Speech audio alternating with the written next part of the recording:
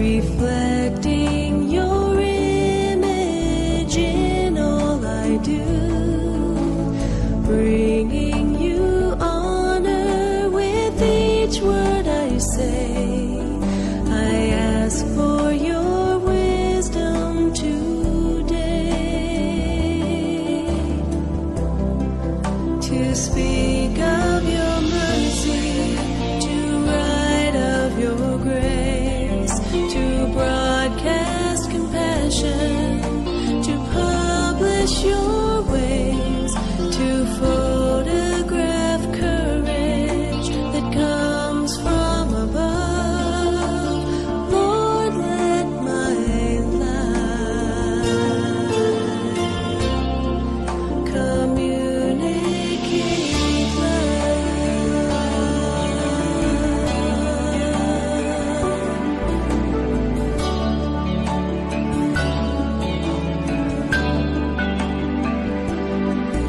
the gift of creation comes from your throne, divine inspiration from you alone. The talent inside me is there by design. Remind me the glory's not mine. To speak of your mercy, to write of your grace, to broadcast compassion, to publish your ways, to photograph courage that comes from above. Lord, let my life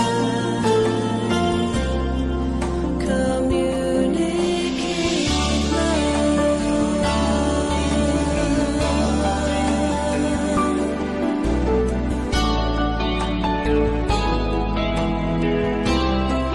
to speak of your mercy, to write of your grace, to broadcast compassion, to publish your ways, to photograph courage that comes from above.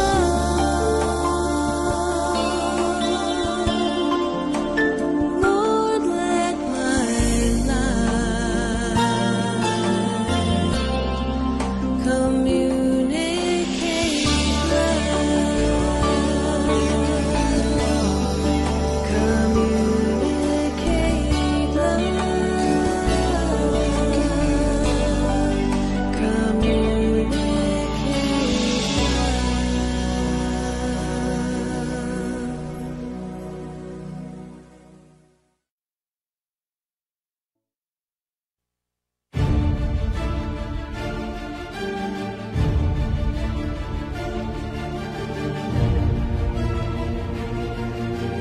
Pero kung pag-uusapin yung doktrina, kung ano yung tama, ihayag.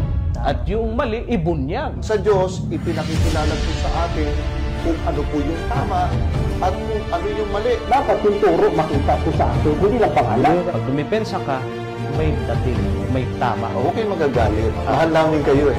Hindi mo kasi kayang talunin yung gusto mong talunin, pero ang kapahayagan na yan, lalo doon siya nagtanong, ay kapahayagan na galing sa itaas sa Ama. Ang Biblia hindi binabasa lang. Ang Biblia inuunawa. Consider literal, maliban mapatunayan mo na symbolical na yan. Nasabi ni Kristo, ang kaligtasan ay nanggagaling sa mga Hudyo. Dapat natin maunawaan sa panahon na ito. Nilunsad namin ang kapitulo, versikulo kasi gusto namin pong matigil yung mga ganyan at huwag nang makapanguha pa ng mga pandaraya. Dapat ho, kami ho ang dapat magpaliwanag yan kasi amin ang paniniwala yan.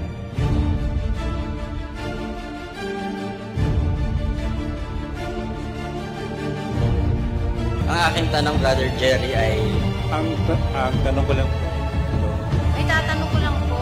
Ang akabuotan. Ang tanong ko po, Ang akong pamutanang. ang pangatana ko, Ang katuwiran at ang katotohanan ng Diyos ay makikita lamang sa mga kapitulo at bersikulo ng banal na kasulatan. Ang sino mang nagnanais na sundin ang kalooban ng Diyos, tiyak na makikilala niya ang turo. Hinahanap niyo ba ang buong katotohanang salita ng Diyos sa loob ng Biblia? Hanapin ninyo sa kapitulo at bersikulo. Inyong masusunod. Kapag naghahayag ka ng katotohanan, siguradong malalagtad ang kamalian.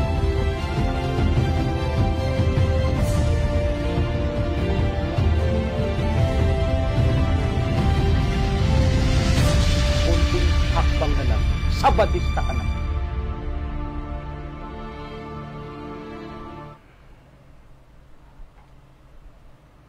Muli pong nagbabalik ang programa Kapitulo Bersikulo, mga suki po naming taga-subaybay, Luzon, Visayas at Mindanao.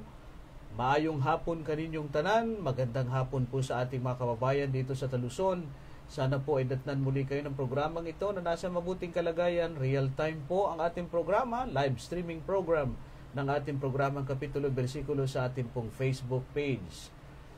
Sa amin pong mga kababayan na nanonood po sa ating programa sa buong mundo na ngayon po naabutan po natin sa ating pong paglalahad ng mga katotohanan ito. Kumusta ho kayo?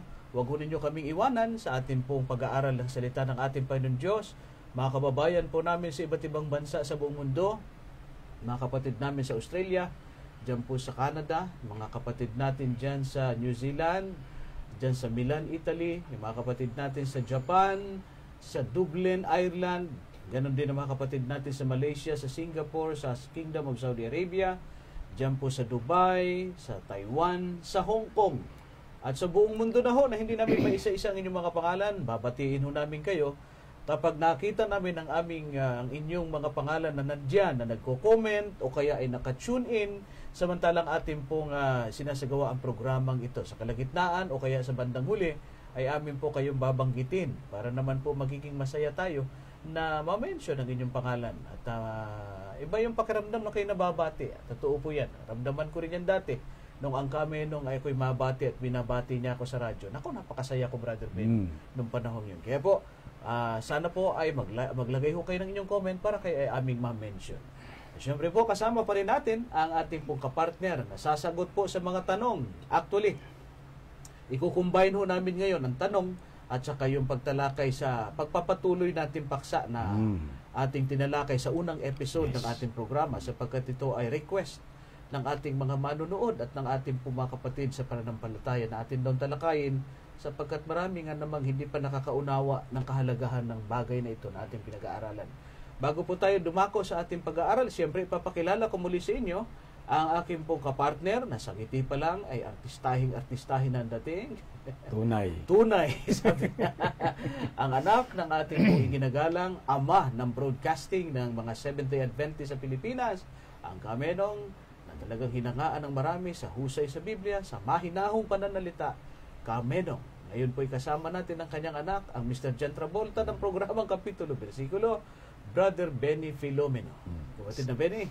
Isang pagbati po at isang kagalakan pong muli ang aming ipinapaabot sa inyo. At sa totoo lang ay masaya kaming naglilingkod sa inyo. Unang-una sapagkat ito'y gawain ng Panginoon. Kagalakan po namin ang tumanggap ng katuwiran mula sa Panginoon na ipinapahayag namin sa inyo sa pamamagitan po ng pag-aaral ng salita niya. Kaya doon po sa nagtatanong at doon po sa gustong makakuha ng iba pang magandang kaalaman tungkol sa kasaysayan, sa Biblia, mga katotohanan ito ay magpapagalak po ito sa atin sa pangalan ng Panginoon at ang ating pananampalataya ay patuloy na titimyas sa kanyang paningin. Pagpalain po tayo. Maraming salamat, kapatid na Benny, at sa amin po mga masugid na taga-subaybay na kapitulo bersikulo sa ating po mga kababayan diyan po sa Geneva, Switzerland. Binabati natin at yung mga kapatid po natin dyan sa Japan. Binabati po natin. Nakita ko agad nanonood sa atin si Sister Emmy Perez Yamano. Binabati po namin kay Sister Emmy Perez Yamano dyan sa Japan. At ganoon din si Sister Emma Ballesteros. At ganoon din siyempre ang mag-asawang Kenneth and Sister Army Ganakan Bilyesa. Binabati po natin. Ganoon din si Tita Grace Takagi. Binabati po namin ho kayo at yung mga kababayan po natin dyan sa Japan. Salamat po sa inyong panunood. At ganoon din po, nakita ko kaagad nanood si Toto Otsidineb. Balibaliktad mo lahat. Toto Otsidineb. Amen. And syempre, binabati po natin, nakita ko kaagad din na nanood sa atin si Sister Flor Estanio Caragan, watching from Cavite. Thank you so much po, Sister Flor, sa inyong panonood. And syempre, Pastor Bjorn Dapinog Capiendo, nanonood po sa atin. Pastor Bjorn, salamat ng marami sa inyo pong pag-tune in sa ating programa. Itong ating pastor na ginagalang, kaibigan natin, Pastor Capiendo. Salamat po sa inyong panonood. Yan po ang ating pastor dyan sa Manila, sa ating Mamsi Church dyan sa Pasay. Thank you so much, Pastor, sa inyong pong panonood. Ganon din po, watching from Binyan, Erica Bascal Casantosan, watching from Binyan, Laguna. Yan, nanood ka agad. Yan, kapag kayo ay nakita ka agad naming nag-pop up dyan sa aming wall, binabati ka agad natin para at least mas matuwa naman kayo. Yung iba naman, mamaya na namin batiin para hindi nyo kami iwanan. Abangan nyo na. Kasi mamaya, yung binati ka agad, pinatay na kaagad ang programa. Naglipat na ng ibang wall. Wag po. Taybayan nyo po kami sapagkat amin pong ipaglilingkod ng isang napakagandang paksa na yan i-request sa atin. Bago po tayo dumako sa ating pagtalakay, nais ko pong hilingan ng kapatid na Benny na siyang manguna muli sa ating panimulang panalangin. Opo, tayo po ay manalangin. Mahal namin Diyos, muli naming itinatagubilin sa iyong kapangyarihan ang pag-aaral namin ng iyong mga salita. Buksan po ninyo ang kalooban, kaisipan at puso ng mga nagnanais na makita ang iyong kapahayagan na puspos ng katotohanan. Yes. Salamat ng marami sa iyong pangako na ipapaunawa mo sa kanila ang mga bagay na ito upang lubos nilang kayong maluwalhati at masumpungan ang iyong katotohanan. Yes. Umaasa kami sa banal na patnubay at kapayapaan at tagumpay ng pagsasahing papawid ng mga bagay na ito. Umaasa kami na dininig mo ang aming mga panalangin sa ngalan po ni Jesus, namin tagapagligtas. Amen. Maraming salamat, kapatid na Benny. At ngayon po idadako na ho tayo dun sa request na paksa ng ating po mga kapatid. Actually ho, ay supposedly ang ating programa po ay sumagot ng mga tanong. Kaya lamang po halos na ubos na nating sagutin yung mga tanong. Kaya naman po ang mga kapatid na iba ay meron pong request sa atin na atin na pong ituloy na paksain yung ating nabiting paksa sa unang episode, Brother Apo. Benny, na may kinalaman po sa tinatawag po nating Semana Santa or yung Holy Week o yung tinatawag nating Easter season, kapatid na Benny. Sa unang episode ng ating pong programa ay ating pong tinalakay sa kaninang umaga bago po tayo napunta sa third episode. Kaya doon sa aming mga kaibigan na ngayon lamang po kabubukas ng kanilang Facebook o kaya ay ngayon lang nanood, sa unang episode po, sa araw na ito, kaninang umaga, tinalakay po namin ang historical origin noong Holy Week.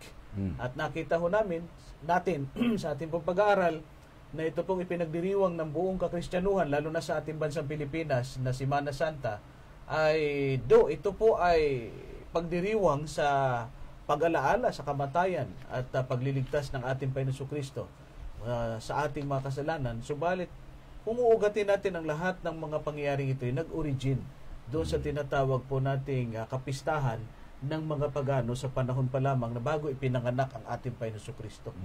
At yan po ay nilinaw na ho natin kanina sa ating pong unang episode. Actually, kinapos nga tayo ng oras at dami nating references na ginamit. Ngayon naman po ay magpaparto ho kami. Iba naman ang ating presentation. Kanina historical, ngayon naman ay biblical. At ilalahad natin, i-expose natin yung mga katotohanan na magpapatimyas at magpapatunay sa atin ng katotohanan na ilihim ng mahabang panahon, Brother Benny. Ngayon po ay ating alamin sa ating pag-aaral, mga giliw na taga-subaybay, at mamaya-maya konti ay amin din pasadahan yung mga tanong na binibigay ninyo dyan in relation with our topic sa ating pag-aaral.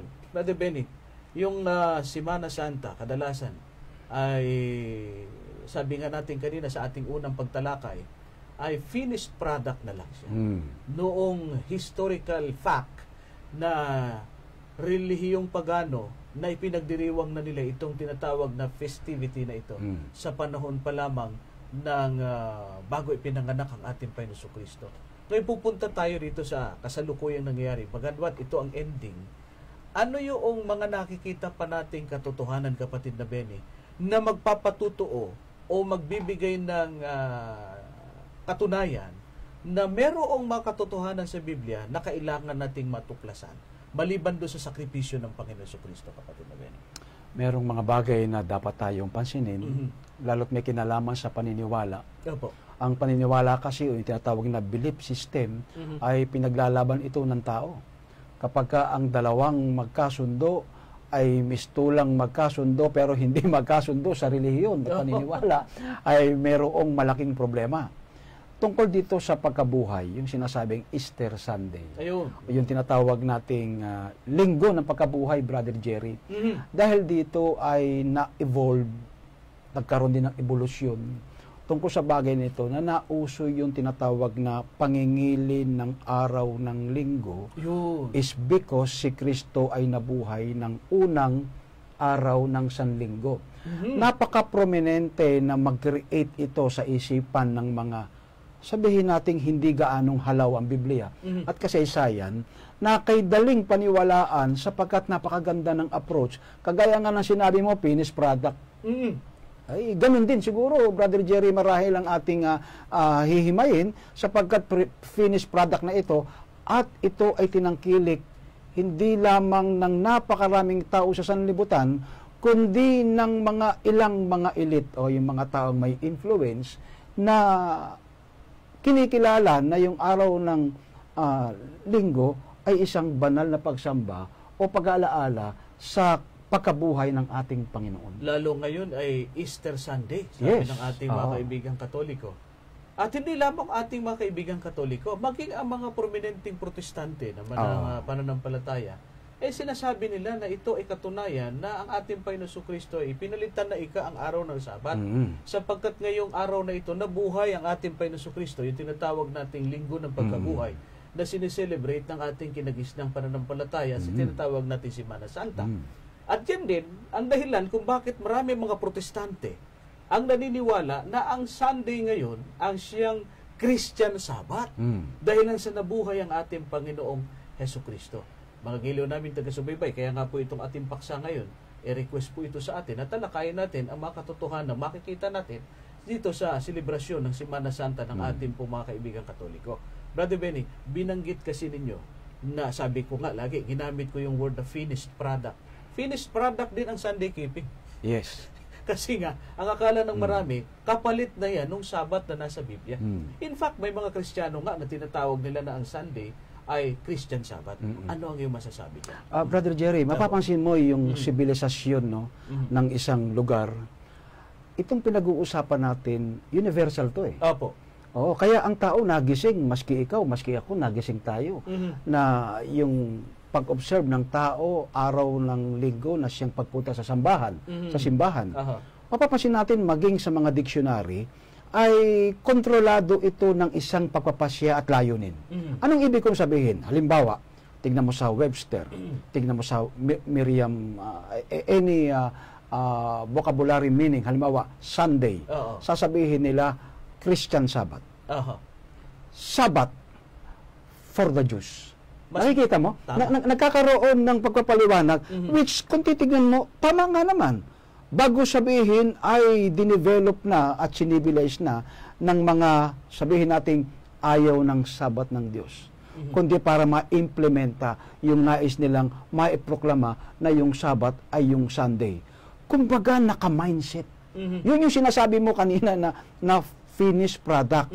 Kaya maganda nga, aalamin natin papaano na-finish ito at papaano ito naging produkto na tinatangkilik ng milyon na mga tao. Lalo na sa ating mga millennials, ano? Yes. Ngayon, sa panahon natin, na nakadepende palagi sila sa mga research. Yes. Nga naman, kung makita ng ating mga kapatid at mga kabataan ngayon ng mga millennials, na pag sinabing Sabat, titingnan nila sa Webster Dictionary, makikita nila ron, Sunday is the Christian Sabbath. Nako, kung sa ano pa, yari na, nakadaya na. Bakit? Kasi nga, nariyan sa diksyonaryo. Yes. Ang problema, kung hindi natin hahalawin sa Biblia, parang maging totoo yung research ng ating mga kabataan na talagang ang linggo ay Christian Sabbath. Ngayon, tingnan natin, Brother Benny, sa Biblia, kung talaga bang ang Sunday ay maituturing nating Kristiyanong Sabbath.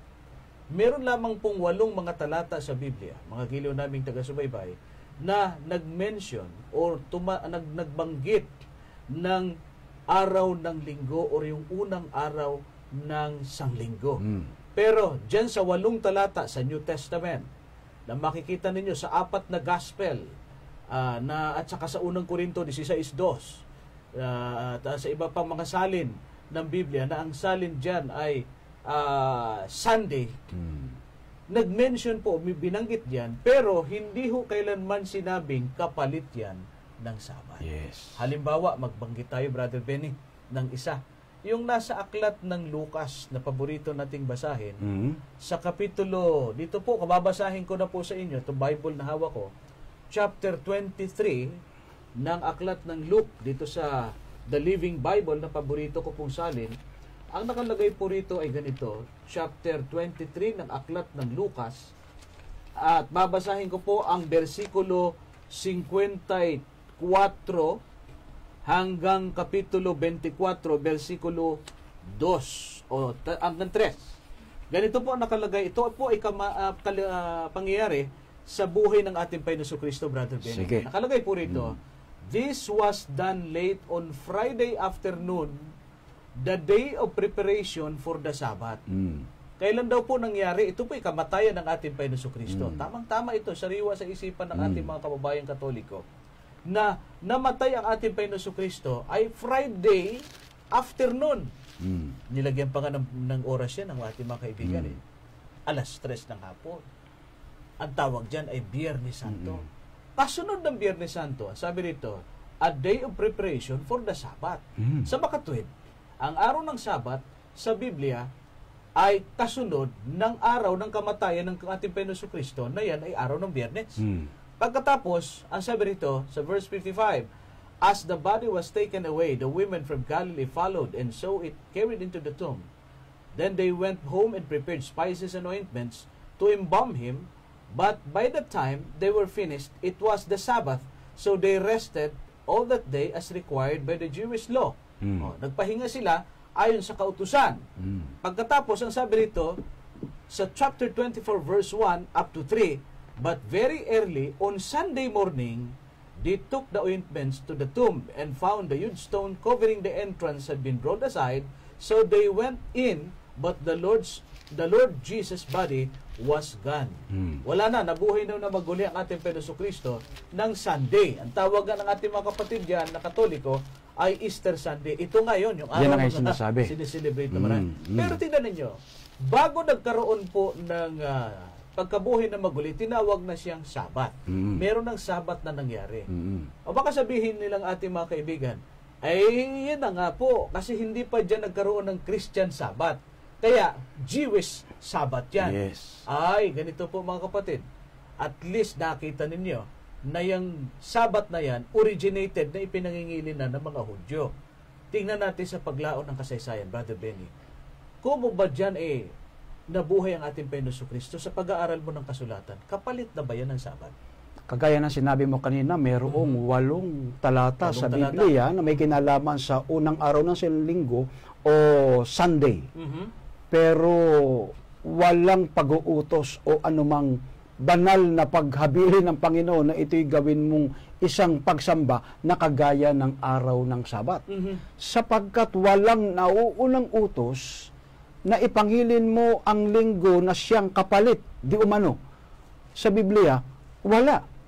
Hindi kagaya ng sa Biblia, mula sa matandang tipan ay makikita natin na ipinaliwanag doon ang lahat ng mga kadahilanan kung bakit sila nangingilin ng araw ng Sabat.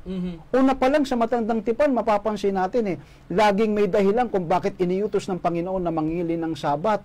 Sapagkat, may salitang ganun ginawa ng Diyos ang langit at lupa, nagpahinga sa ikapito. Binabalikan lamang ng Exodus 28 hanggang 11, yung nasa Genesis 2:1 hanggang 3, na ginawa ng Diyos ang Sabat, maliwanag. Kaya nakikita po ninyo, kung inyong pagtitimbang-timbangin at pag-aaralan ng salita ng Diyos, narito ang pangalang salitang Sunday kumpara sa Saturday. O yung tinatawag na unang araw ng Sanlinggo kumpara doon sa Sabat na araw na siyang Sabado na nasa Biblia na ipinangingilin ng mga anak ng Diyos. Papapansin mo, masyadong angat na angat yung Sabat na may kinalaman sa pag-uutos ng Diyos sapagkat ito'y banal at higit sa lahat, ito'y tanda ng pagiging may-ari. Ano pa? ugali ni Kristo sapagkat mga Hudyo ang mangili ng araw ng Sabat. Bakit naging ugali? Sapagkat sinusunod nila ang utos ng Panginoon Diyos, samantalang kung ikukumpara mo ang Sunday, wala kang makikita kahit single text sa Sunday o sa 8 talata na yan na ito ay pinahalagahan at inutos na ipangilin. Wala po talaga sa Biblia. Tama po yun. Yung po mga binabanggit naming 8 talata, nagtatala po yan ng pagkabuhay ng ating Panginoon Kristo. Pero never na minensyon na ipinalit ng araw ng Sabat. Yes. Ang Sunday. Yung Sunday, tinawag na Christian Sabbath. Never po. Sapagkat kahit po sa panahon ng ang ating Panginoon Kristo ay mabuhay na maguli. Yung 8 talatang binabanggit namin sa aklat ng Mateo, ng Marcos, ng Lucas, at sa aklat ng Juan, yung 4 Gospel. Nariyan po yung binabanggit naming 8 talata, pero wala hong tala sa Biblia na yan ay ipinalit ng Panginoong Hesus kapalit ng araw ng Sabat or ginawang Christian Sabat ang araw ng kanyang pagkabuhay na maguli. Bago na buhay si Kristo, o kaya ay nung araw ng mabuhay ang ating Panginoon Kristo, meron ng pangingiling Sabat.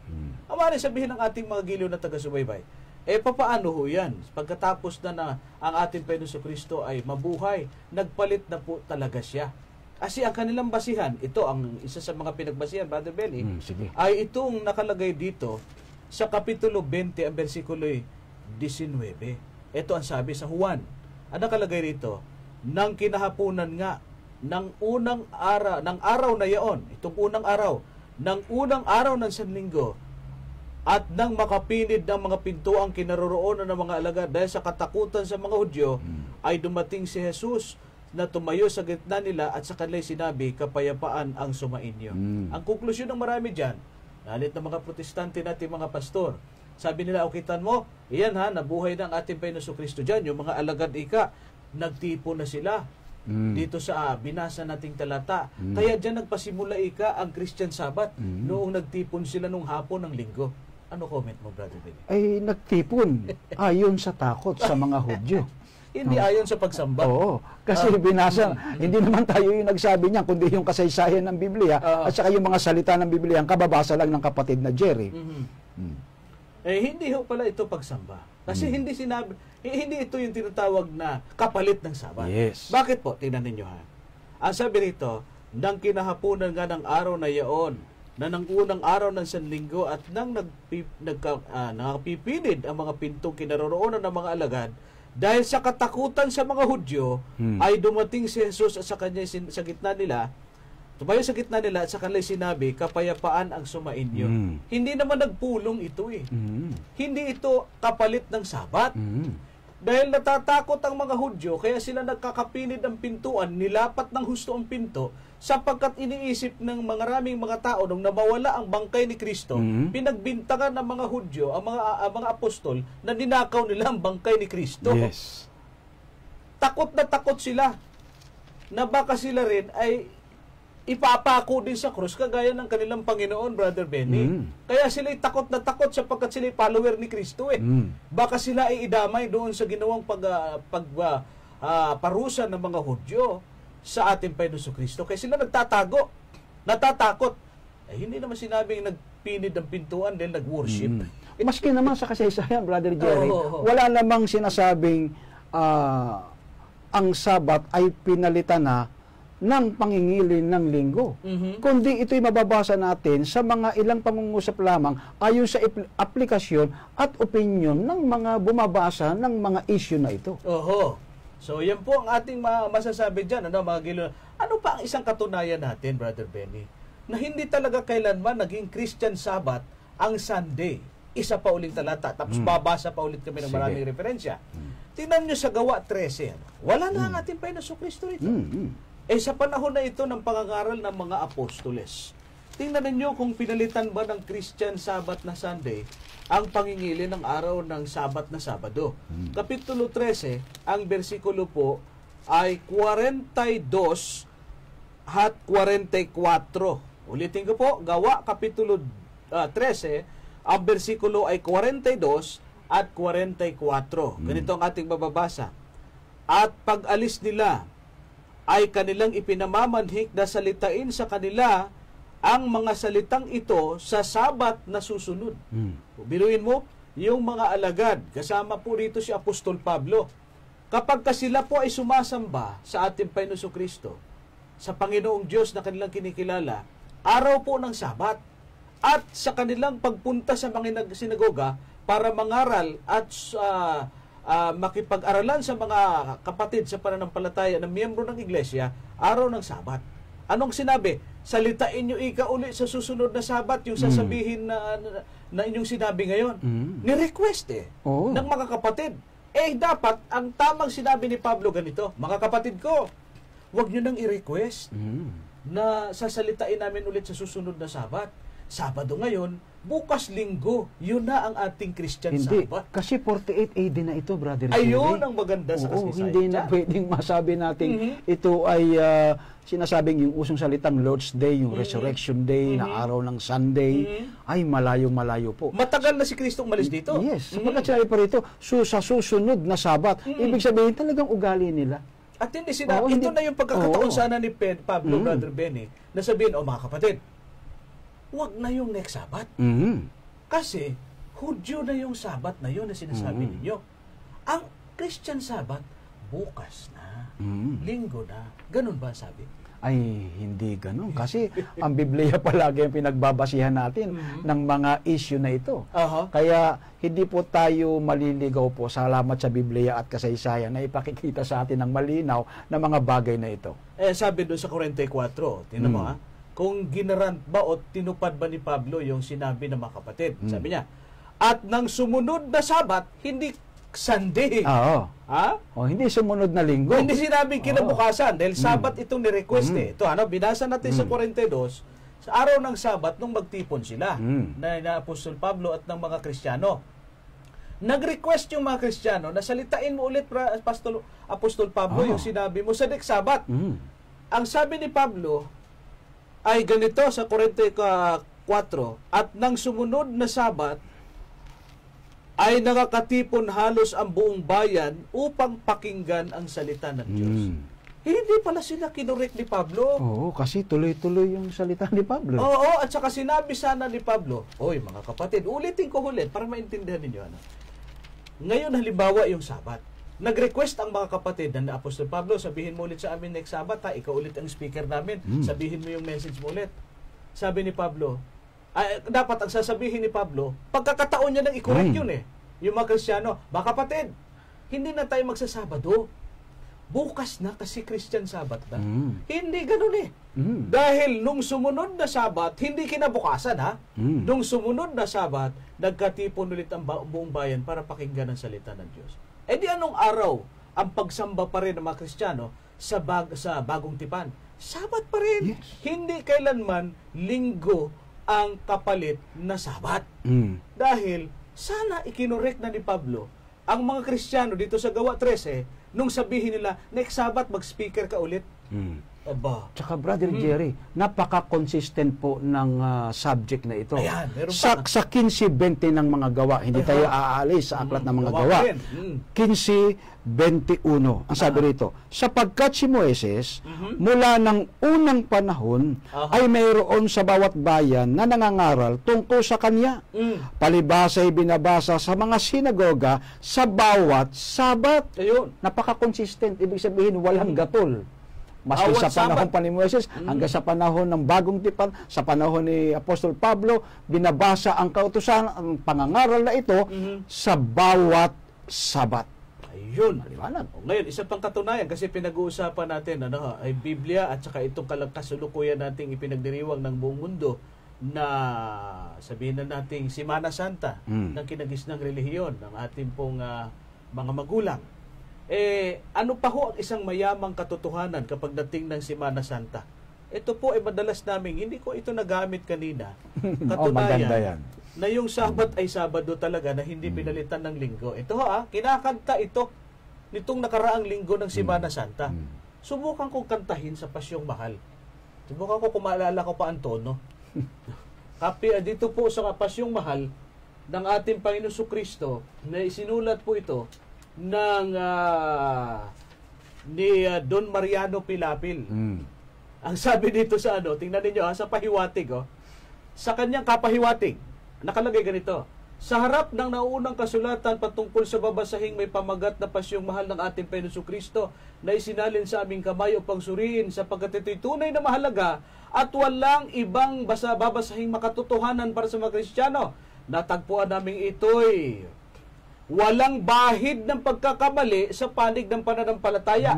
Sa ganitong paraan ay pinagkakaloob ang pahintulot na ito'y malimbag. Kung may pagkakamali naman, makatotohanan lamang na ito'y pala walang halaga at ihagi sa apoy.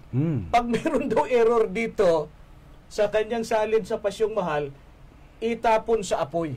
Sa makatuwid, talagang ito ay talagang totoo. Ano nakalagay dito sa pahina 5? Hindi ko na lang kakantahin, baka magalit yung ating mga kapatid. Basahin ko na lang. Ito po ang nakalagay.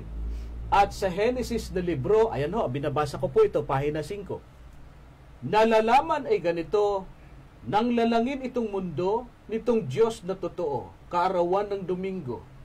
Tinutuot siniyasat ng Santang Iglesyang Dilag. Ang sa Genesis na sulat, anya ay pawang tapat at Diyos ang nagpahayag. 6 na araw ay bago nangyari itong mundo, 10 nang gawin ng tao, nagtahan sa 7 itong Diyos na totoo.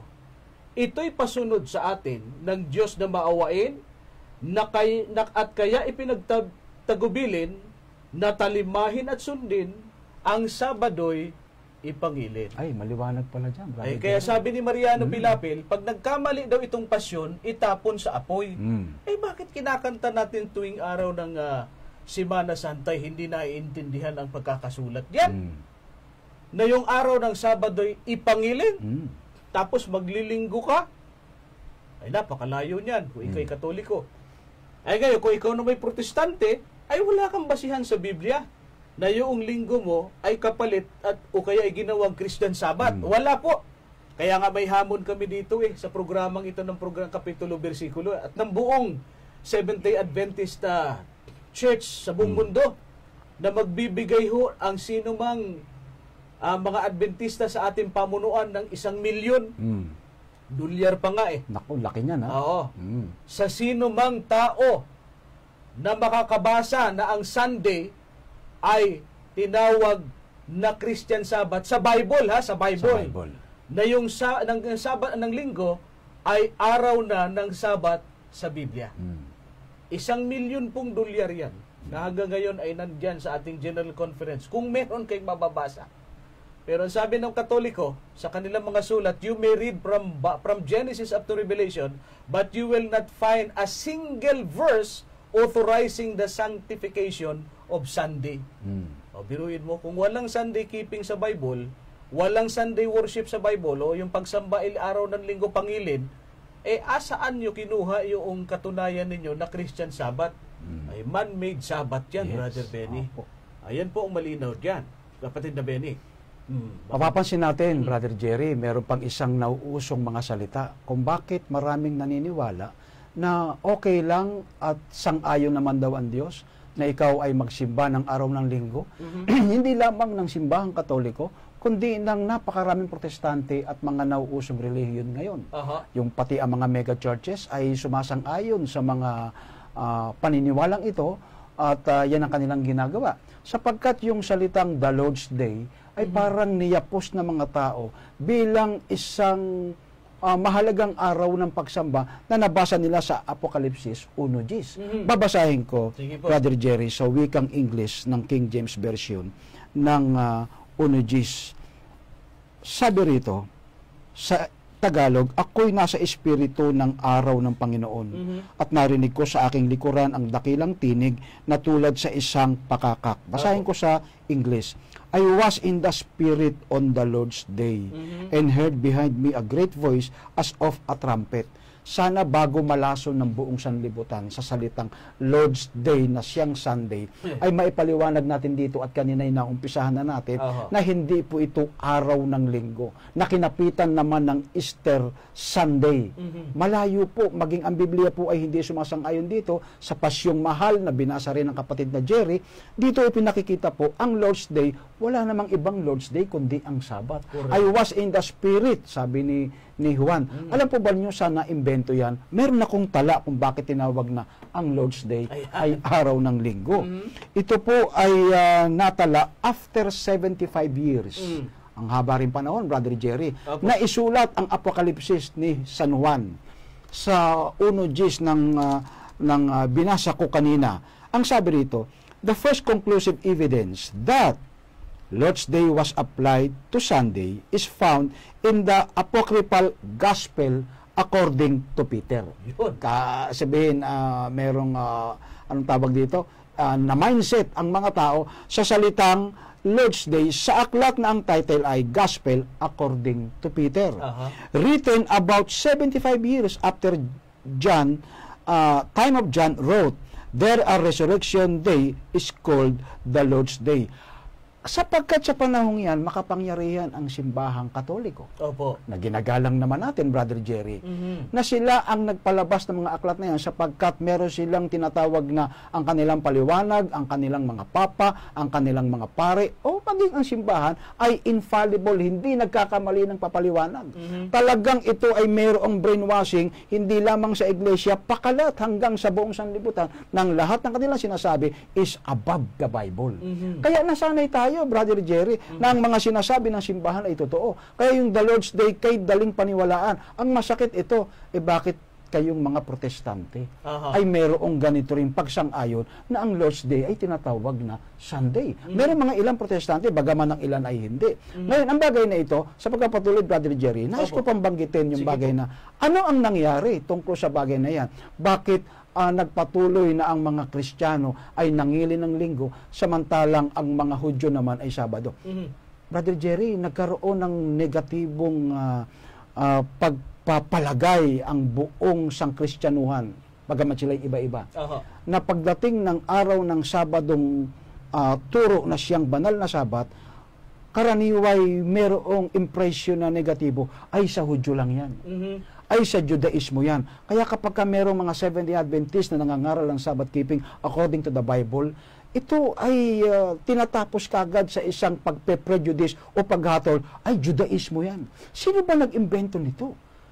Ay, doon sa aming mga nagtanong, mag-research po kayo. Meron kaming mga tala dito, sapagkat noong magkaroon ng pag-uusig about 150 AD, Brother Jerry. Ayon sa tala, meron ako nito at babasahin ko mamaya, sinasummarize ko lang, ang sabi rito, nung pagpapatayin ng mga pagan Christian o mga purong pagano, ang tungkol sa lahat ng mga Hudyo na nangingili ng Sabado, pinagpapatay nila. Natakot ang mga Kristiyano, Brother Jerry. Kaya para hindi sila madawit tungkol sa bagay na ito, ay kanilang nireject ang pangingili ng araw ng Sabat at itinuloy nila yung pangingili ng araw ng linggo. Kaya doon sa panahong yan, about 150 AD, pagkatapos niyan, doon na nagkaroon ng pag-split, nahirati na sa mga tao ang kasaysayang ito.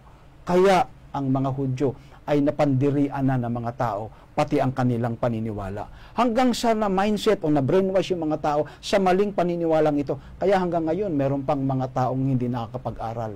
Kaya, salamat sa kasaysayan. Kanilang sinasabi, sa Hudyo yan. Anong una pa yan? Kung ano-ano mga sinasabi. Pero ang kasaysayan ay nagtuturo kung ano talagang hugot. Kagaya na sinabi mo kanina, ulitin lang natin, this is finished product. Kaya pinapag-aralan natin paano na-produce. Ayun. Mahalaga yung kung paano, yung yes. Babasahin ko pa sa inyo ang isang referensya, mga kapatid. Biblia at mga referensya. Babasahin ko ang Stephen Keenan, A Doctrinal Catechism, 3rd edition, page 174. O hindi po namin ito fabricated na libro, ha? Ito po ay A Doctrinal Catechism, meaning ito po ay libro mismo ng mga kapatid nating Katoliko. 3rd edition, page 174, na isinulat ni Stephen Keenan. Tingnan po ninyo ang nakalagay. Question: have you not any other way of proving that the Church has power to institute festivals of Presit? Answer: had she not such power, she could not have done that which all modern religionists agree with her. She could not have substituted the observance of Sunday to the first day of the week for the observance of Saturday, the seventh day, a change for which there is no scriptural authority. Ay, mabigat yun. Mabigat. Yun daw simbahang Katoliko na siya pong ating pong tinitingnan ngayon na author ng pangingilin ng mga kapistahan nito pong Semana Santa, ang sabi rito ay meron silang kapangyarihang magbago ng mga kautusan. Kung wala raw silang kapangyarihang magbago, sang-ayon dito sa ating binasa na Doctrinal Catechism ni Stephen Keenan, ang sabi niya, hindi sana niya mapalitan ang kasagraduhan ng araw ng Sabado patungo sa araw ng Linggo, na sinasang-ayunan din ng maraming mga religionist. Religionist. Kasama na dyan yung mga pastor ng mga Protestante at ng mga Evangelicals. O, kasabi rito, sinasang-ayunan, ang sabi rito, a change for which there is no scriptural authority. Walang katunayan sa Biblia. Yun ang dahilan kung bakit hanggang ngayon yung $1 milyong namin na pabuya doon sa makakabasa ng kahit isang talata lang mula Genesis hanggang Apokalipsis na yung Sunday ay Christian Sabbath. Sa Bible ay may 1 milyon kayo. Until now, wala. Bakit? Wala scriptural evidence according to Stephen Keenan. Ayan. Ano pa sabi dito, Brother Benny? Ato pa. The Faith of Our Fathers ay sinulat naman ni Cardinal James Gibbons. Isinulat niya ito noong 1917 edition. Ito po ay nasa pahina 72 at 73. Pakinggan po ninyo ano sinasabi ni James Gibbons. Ito po ay talagang cardinal ito, Brother Benny. Ito sabi niya, you may read the Bible from Genesis to Revelation and you will not find a single line authorizing the sanctification of Sunday. The scriptures enforce the religious observance of Saturday, a day which we never sanctified. Ay, ang linaw pa sa sikat ng araw niyan. Ang sabi ni Cardinal James Gibbons, 1917 pa itong aking binabasa, na Faith of Our Fathers, ang sabi niya, basahin mo raw ang Biblia mula Genesis hanggang Apokalipsis at wala kang makikitang isang single line, isang linya man lang na nagpapahintulot na pakabanalin ang araw ng Linggo. Ang sabi ng ni Cardinal Gibbons, the scriptures enforce the religious observance of Saturday, a day which we never sanctified. Tiruin mo yan. Pakaliwanag nito. Napakaliwanag. Ngayon, meron siyang gamit si Brother Benny. Ito, gusto ko ipalusot ito, Brother Benny. Nakikita po ninyo itong aming pinagdadala po ito. Mga ginto po sa akin ito.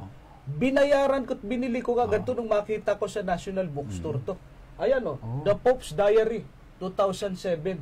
The Life of Jesus. Alam niyo ba dito sa page 124? Ayan. Brother Jerry, yan po ay aklat ng... ito ay Pope's Diary.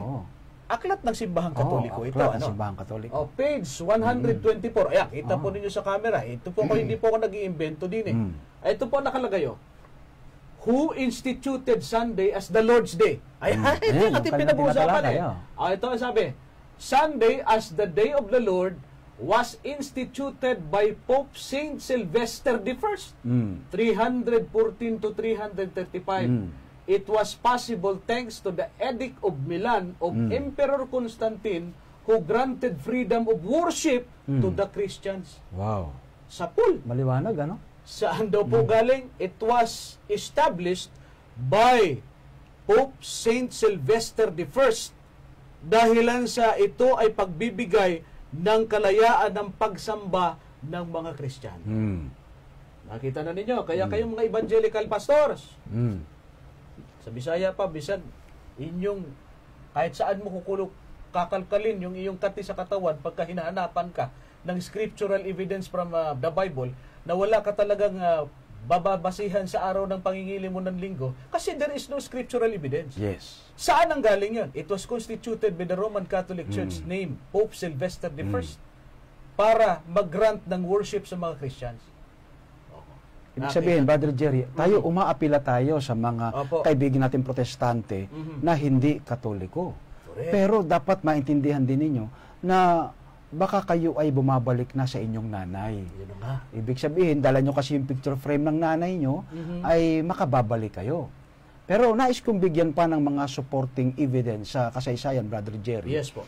Hayaan mong basahin natin ito, mga karagdagan, alang-alang doon sa mga nag-aaral din na kagaya natin, Brother Jerry, Opo. bilang referensya sa kanilang pagsagot o pagbigay ng information tungkol sa mga subject na ito. Ang sabi rito, merong 3 facts o katunayan. 3 facts are thus clear na kung bakit nahirati at merong mga kaalaman na yung Sabat ay hindi nabibigyan ng pansin ayon sa Biblia, kundi Sunday ang siyang nagiging prominente. Sabi rito, una, the concept of Sunday sacredness among Christians originated primarily in their effort to avoid practices that would tend to identify them with Jews and thus lead to persecution. Yun. Takot silang mausig. Yan. Takot silang mapatay Yun yung sapagkat binanggit mo kanina. pinapatay ang mga Hudyo. Kaya Brother Jerry, mapapansin mo sa takbo ng kasaysayan hanggang sa panahon ni Hitler, pinapatay ang mga Hudyo. Yan. Pagkatapos ng ilang mga daang taon,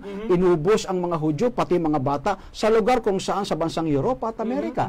Sa panahon ng tinatawag na 1400, noong tinatawag na yung bubonic plague na pininta ni Francisco, ito ay katunayan na ang daw pinanggagalingan ng salot ay mga Hudyo. Kasi galit talaga sila sa Sabbath keeping, galit sila sa mga Hudyo.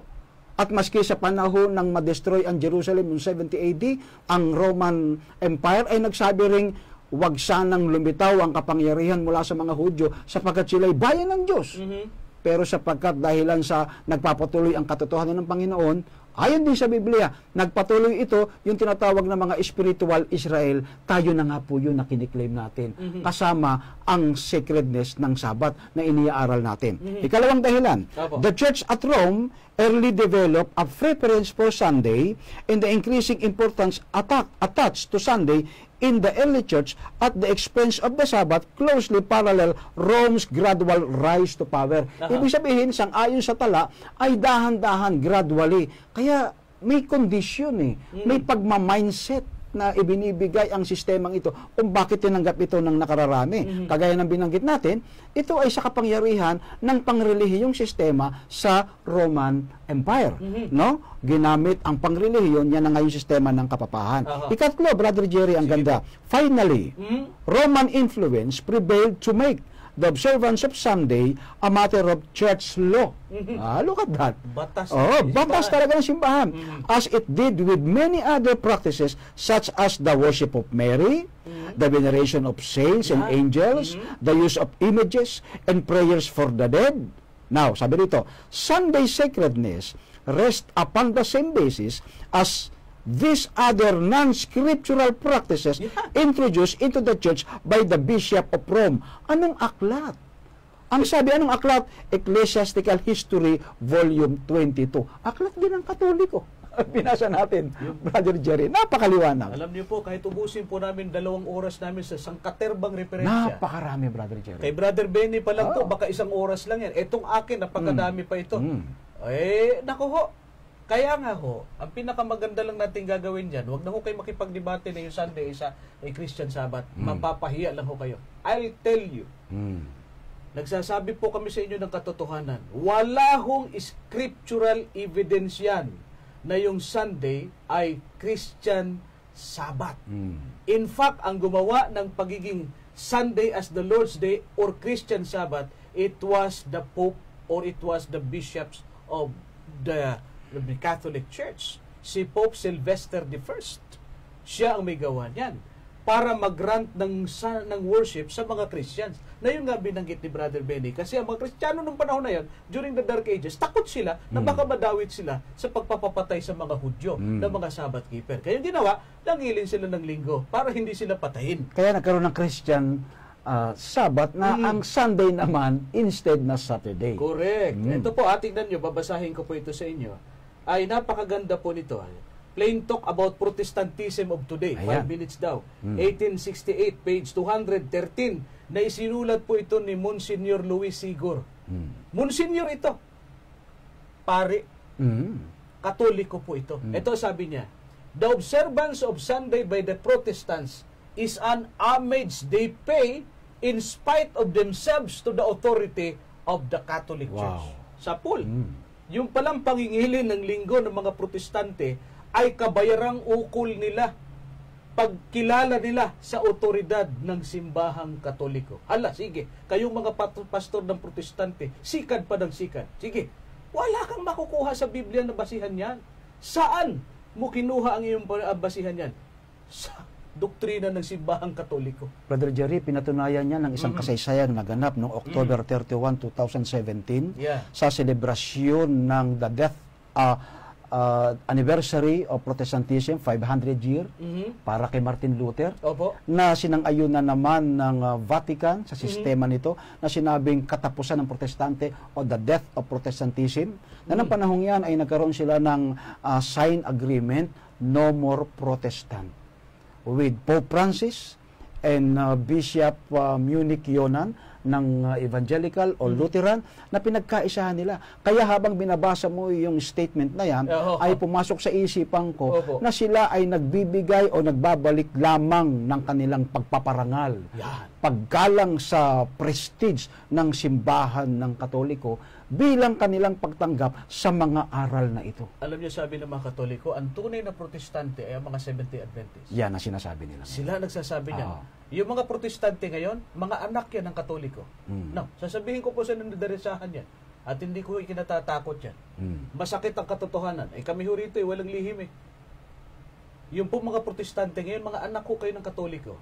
Ang totoo talagang Protestante, mga Adventist. Bakit? Hindi talaga sumasang-ayon sa mga itinuturo ng simbahang Katoliko, lalo na kung pangingili ni araw ng linggo. Ayan, sabi pa rito ng Baptist, tingnan nyo. Baptist naman to aking babasahin. Dr. Edward Hiscox, siya yung author ng Baptist Manual. Babasahin ko po ito sa kanyang pahayag sa Baptist Manual. Ito po ay may photostatic copy of notarized statement by Dr. Hiscox. Itong aking babasahin. Ang sabi niya rito, there was and is a commandment to keep the Sabbath day, but the Sabbath day was not on Sunday. Baptist Manual ito. Author ng Baptist Manual, si Edward Hiscox. Ulitin ko ha. There was and a commandment to keep the Sabbath day, but that Sabbath day was not on Sunday. Sa debate pa, wala na. Bungkag na. Ano pa sabi dyan? It will be said, however, and it's some show of triumph that the Sabbath was transferred from seventh day to the first day of the week, with all its duties, privileges, and sanction. Earnestly desiring information on the subject which I have studied for many years. Pinag-aralan niya yung subject matter dito for many years. Sabi ni Dr. Edward Hiscox, I ask, where can the record of such transaction be found?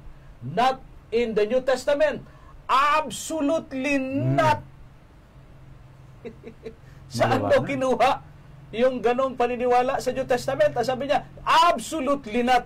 Kaya kayong pastor ng Protestante na hanap ng talata sa Biblia na yung Sunday Christian Sabbath, wala talaga kayong makikita. Kasi sabi nga ni Dr. Edward Hiscox, otoridad ng Simbahang Baptist, wala kang makikita sa New Testament. Absolutely not. Pag sinabing absolutely, tiyak na tiyak yan. Sigurado na. Ito pa, ang sabi niya, there is no scriptural evidence of the change of the Sabbath institution from the seventh day to the first day of the week. Wala ka talagang makikita dyan. Ito pa, sabi pa rito ni Brad, naku, ang dami nito, brother. Congregationalist naman yan. Congregationalist. Si Dwight Moody. Kilalang kilala ito. Dwight Moody.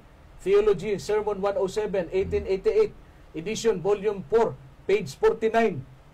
Siya ay naging presidente ng Yale University mula noong 1975 to 1870, mula noong 1795 to 1817. Ito pahayag ni Dwight Moody. The Christian Sabbath, Sunday, ayon sa kanila, no, sa mga Protestante, is not on the Scripture. Ulitin ko. The Christian Sabbath, open and close parenthesis, is not in the Scripture and was not by the primitive early Christian called the Sabbath. Maliwanag? Kupo. Sikat pa ng araw, kaliwanag niyan, mga kapatid ko. Ubusin man namin ang 3 oras ng programang ito, hindi namin mauubos ito. Sa dami ng reference. Sa dami ng aming mga referensya na babasahin sa inyo. Ang amin lang masasabi sa inyo ng mga protestanteng pastor o kaya ay kahit na ano man ang inyong relihiyon na nag-a-advocate ng Sunday keeping and Sunday worship, sumuko na kayo sa kapangyarihan ng katotohanan ng salita ng Diyos. Dahil the more na nilalabanan ninyo ang katotohanan ng Biblia, mas lalo ka lang makasasaktan at mas lalo ka lang magiging makasalanan. Ganyan ang ginawa ko. Sumuko kami sa kapangyarihan ng salita ng Yes. Diyos. Yan lang ang Masakop pwede natin tayo gawin. sa Panginoon. Pasakop tayo sa Panginoon. Huwag nang sikaran ang katotohanan. Kapatid na Benny. Brother Jerry, hindi nagkamali ang Panginoon. Hindi niya tayo iniwanan ng isang babala. Na samantalang pinapag-aralan natin ang mga tala ng mga kasaysayang ito at ayon din sa Biblia at ayon pa rin sa Biblia, may babalang ang Panginoon na sinabi tungkol sa hula. May hula pala na ito ay mangyayari. Bagamat walang sinabing specific o particular na salitang Sunday na siyang sisirain ng mga taong ito sa takdang panahon, ay binanggit sa aklat ng Daniel 7:25 ang ganitong pangungusap. Babasahin ko po sa inyo. Ang sabi po rito sa Daniel 7:25, hindi tayo iniwanan ng Diyos para tayo ay maging walang alam sa bagay na ito. Ito po yung napakaganda, ang talatang ito ay nasa aklat na Daniel 7:25. Ang sabi rito, ito po ay hula sa pamamagitan po ni Propeta Daniel na mangyayari sa huling araw. Tignan po ninyo. At siya'y magbabadiya ng mga salita laban sa kataas-taasan. At lilipulin niya ang mga banal ng kataas-taasan. At kanyang iisiping baguhin ang panahon at ang kautusan at mga bibigay sa kanyang kamay hanggang sa isang panahon at mga panahon at kalahati ng isang panahon. Ayon po sa kasaysayan, ito'y palasak na naghari ang sistemang ito kasama ang pag-uusig sa mga nangingiling ng Sabat na nagpasimula ng 538 AD. Kung bibilang ka ng tinatawag na isang panahon, at mga panahon at kalahati ng panahon, pumapatak po ito ng 1,260 taon na siyang natala sa kasaysayan, na kahit sa anong sa kasaysayan, sa madilim na kasaysayan na pangyayari, ay pumapatak ng 1,260 years. Natapos ng 1798. Pansamantalang yun ay natigil. Ano ang nangyari sa pag-uusig na yan? Sa kapangyarihan ng sistemang ito, ipinakita dyan, ayon sa kasaysayan, na binago nila ang kautusan. Nakita natin, lalong-lalo na ang ika-4 na utos na itinatransfer ang kabanalan ng Sabat sa Saturday papunta sa araw ng Linggo. Kaya ibig sabihin, Brother Jerry, sa talatang aking binasa, sinabi na ng Diyos na ito'y babala. Kaya tayo po ay patuloy na mag-aral ng propesiya para higit pa nating makita ang mga katotohanan ito. Mga giliw namin taga-subaybay, hindi sapat ang ating oras para expose namin ang mga katotohanan. Referensya sa referensya, Biblia at mga referensya, sapat na magpapatuto na ang araw ng Sabat kailanman ay hindi araw po ng Linggo. Ang araw ng Linggo, it was instituted by the Roman Catholic Church. It is an homage to pay by the Protestant believers. Kaya sila nangingili ng araw ng Linggo sapagkat ito'y paggalang nila sa simbahang Katoliko. Nung ako po ay Protestante pa, kabilang sa Evangelical Christian, naging Katoliko rin, naging katikista, before ako naging Seventh-day Adventist. Ang akala ko, Linggo, Sabado, walang problema. Worship lang naman pinag-uusapan dyan. No, because the Sabbath is a sign between God's people and He being a God na sinasamba natin. Tanda ng Diyos yan. Nang siya ang lumalang ng langit at lupa. It is not just as a schedule of worship. Akala natin dati, nung ako nasa evangelical pa, sabi ko, wala naman pinagkaiba yan Pare-parehas lang naman yung Sabado at saka Linggo basta ikay sumamba sa Panginoon. Pero sa Biblia, hindi po. Hindi ilalagay ng Diyos ang kanyang Sabat na kautusan sa ika-4 na utos kung hindi importante yan. Importante sa Diyos yan sapagkat it is a memorial of His creatorship. It is a sign of His people. Ngayon, babaguhin natin. Pagkatapos, mga pastor, ituturo pa ninyo. Kaya ngayon, marami mga pastor ng Protestante na naakay natin sa pananampalatayang ito sapagkat bukas ang nangiisip nila. Kayo rin po na mga manonood, buksan lang ninyo ang inyong mga isip. Kung babasahin mo ang Biblia, mula Genesis hanggang Apokalipsis, kalimutan natin anumang reliyon, wala kang babagsakang reliyon. Seventh-day Adventist. Igagarantiya po natin. Tsaka Brother Jerry, sangayon sa ating pagtatalakay, nakita natin na ang paraan ng pagsamba at ang araw ng pagsamba ay hindi sa konsepto ng tao. Correct. May inilahad talaga ang Diyos sa Biblia kung anong araw at kung papaano ang paraan ng pagsamba sa lumikha. Amen. Mga giliw na mga taga-subaybay, Huwag kayong mag-alala, sumugod ho kami, sobrang-sobra na sa kami sa oras. Kanina pa tumatayo ang ating technical team. Kaya lamang po, ayaw rin naman naming mabitin itong ating paksa.